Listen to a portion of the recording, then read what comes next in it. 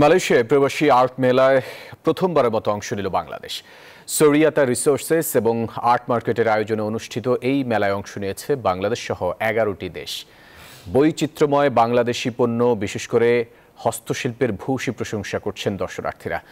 22 জুলাই শুরু হওয়া এই মেলা চলবে 4 আগস্ট পর্যন্ত।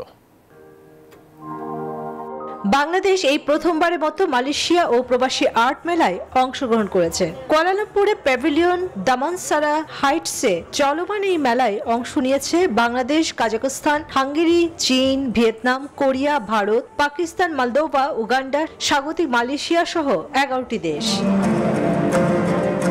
সরিয়াতা রিসোর্সেস এবং আর্ট মার্কেট মালয়েশিয়া আয়োজন করেছে এই মেলার। কারুশিল্প, পণ্যদ্রব্য, আর্ট এবং চিত্র প্রদর্শনী হচ্ছে মেলায়। বাংলাদেশ হাই কমিশনের তত্ত্বাবধানে women and e commerce trust হুই মালয়েশিয়া চ্যাপ্টারে অংশ নিয়েছে।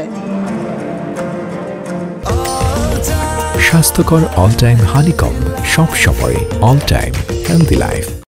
26 জুলাই এই মেলার উদ্বোধন করেন Malaysia Bangladesh high commissioner Mohammad Shamim Ahsan. বাংলার হস্তশিল্প ও খাবার মালয়েশিয়ায় পরিচিতিকরণে হুইয়ের ভূমিকার জন্য তাদের সাধুবাদ জানান। আমি অত্যন্ত আনন্দিত যে মালয়েশিয়াতে বাংলাদেশ হাই কমিশন প্রথমবারের মতো মালয়েশিয়ান অ্যান্ড এক্সপ্যাট্রিয়েট আর্ট ফেয়ারে অংশগ্রহণ করছে।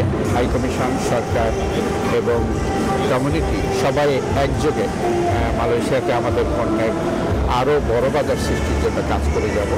বাংলাদেশের 2টি প্রদর্শনী বুথে বৈচিত্র্যময় পরিসরে হস্তশিল্প, গৃহসজ্জা, ঐতিহ্যবাহী পোশাক, গহনা, খাবার এবং প্রাণ ফ্রুটসের খাদ্য ও পানীয় পণ্য প্রদর্শিত হচ্ছে। শুরু থেকে বাংলাদেশের স্টলে প্রতিদিনই বাড়ছে দর্শনার্থীদের ভিড়।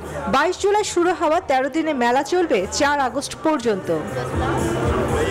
Desk report, news 24।